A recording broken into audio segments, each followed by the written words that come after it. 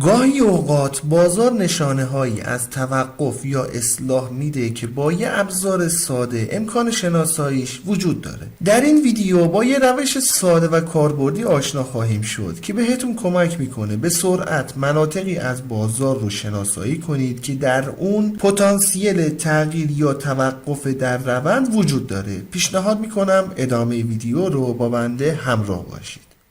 دوستان عزیز سلام، من علیرضا هستم و به کانال خودتون، کانال گلدن تریدینگ سیستم خیلی خوش اومدین. خیلی خوشحالم که با یه ویدیوی دیگه میتونم در خدمتتون باشم. در این ویدیو قصد داریم متد فریبار رو معرفی و بررسی کنیم که یکی از روش‌های تحلیلی با استفاده از اندیکاتور بولینگر باند هست. این متد روشی جذاب و کاربردی برای شناسایی نقاط احتمالی توقف یا بازگشت در بازار هست و به درخواست یکی از دوستان این ویدیو رو تهیه کردیم و در ادامه اندیکاتوری که این الگو رو در چارت شناسایی میکنه خدمتتون معرفی خواهد شد.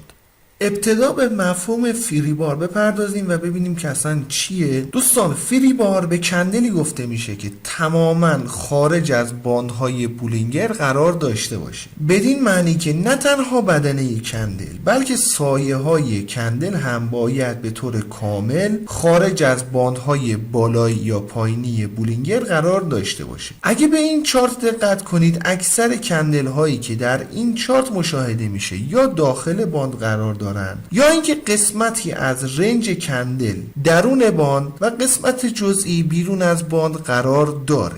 ولی اگه به این کندل دقت کنید، این کندل تمامی رنج اون، یعنی از بالاترین قیمت کندل تا پایین ترین قیمت کندل بیرون از باند بالایی بولینگر قرار داره که به این کندل های فریبار گفته میشه. چنین حالتی دوستان نشانه ای از توقف روند صعودی و احتمال بازگشت به سمت نزول خواهد بود. سناریوی بالعکسش رو هم داریم، یعنی در این چارت تقریبا اکثر کندل ها درون باند قرار دارن یا اینکه قسمتی از کندل ها درون باند و مابقی بیرون از باند قرار داره. بجز این کندل، اگه به این کندل دقت کنید، تمامی رنج کندل از بالاترین قیمت تا پایین ترین قیمت بیرون از باند پایینی قرار داره که بهش فریبار گفته میشه و چنین حالتی نشانه ای از توقف روند نزولی و احتمال بازگشت به سمت صعود خواهد بود.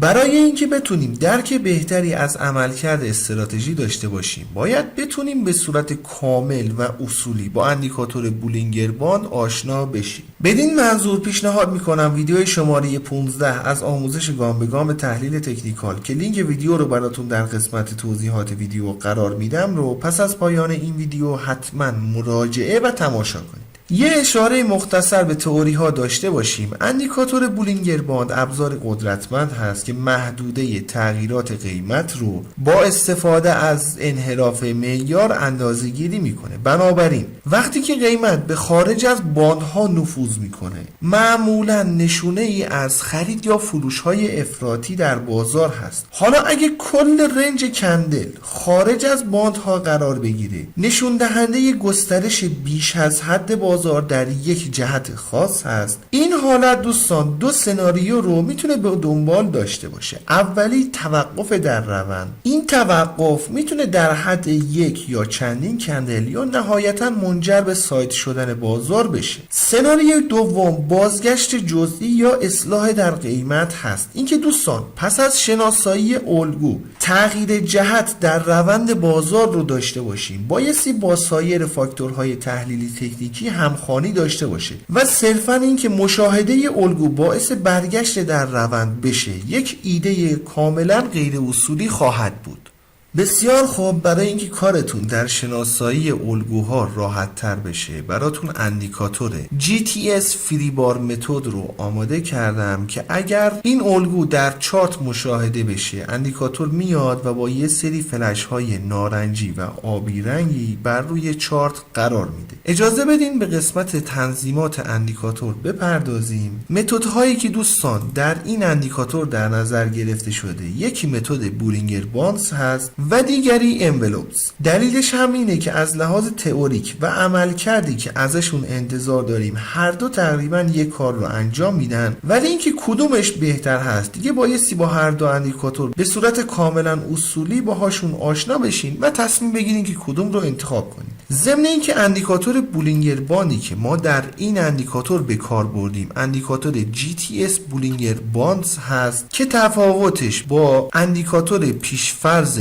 متاتریدر اینه که انتخاب متد میانگین متحرک به عهده کاربر هست و از این قسمت میتونید تنظیمش کنید. لینک دانلود اندیکاتور بولینگر باند رو هم براتون در قسمت توضیحات ویدیو قرار میدم. اگه دوست داشتین میتونید مراجعه و دانلودش کنید. به هر حال در این قسمت میتونید تنظیمات مربوط به بولینگر باندز رو تعیین کنید. در این قسمت هم مربوط به اندیکاتور انولوپس هست. اینکه چه تنظیماتی برای انولوپس یا بولینگر باندز میتونه مناسب باشه رو با توجه به تایم فریمی که کار میکنید در ویدیو شماره 15 به صورت کامل توضیح دادم. میتونید از اون پریودها استفاده کنید، ولی شخصی که این متد رو طرح‌ریزی کرده برای معاملات کوتاه مدت یا اسکلپ از پریود 10 و دیوییشن 1.5 استفاده کرد. برای معاملات بلند مدت یا در تایم های بالا پریود 50 و دیوییشن 2.5 میتونید استفاده کنید. چندین پریود رو در ویدیو شماره 15 آموزش گام به گام تحلیل تکنیکال معرفی کردیم. 2 پریود رو هم در این ویدیو پیشنهاد دادیم. با یه بک تست ساده میتونید بهترین پریود رو با توجه به نمادی که کار میکنید تعیین کنید. این اندیکاتور دوستان در 2 نسخه متاتریدر 4 و 5 طراحی شده. در تریدینگ ویو متاسفانه اندیکاتورهای مشابه رو پیدا نکردم. اندیکاتورهایی هستند که قیمت به بیرون از باند بره بهتون سیگنال صادر کنه، ولی این متد خاص رو اختصاصا کسی براش اندیکاتور طراحی نکرده. حالا اگه موارد مشابهی رو تونستین پیدا کنید در کامنت های این ویدیو مطرح کنید تا بقیه دوستان هم بتونن ازش استفاده کنن. به هر حال اندیکاتورها در کانال تلگرام قرار داده شده. لینک دانلودش رو هم براتون در قسمت توضیحات ویدیو قرار میدم. میتونید مراجعه و دانلود کنید.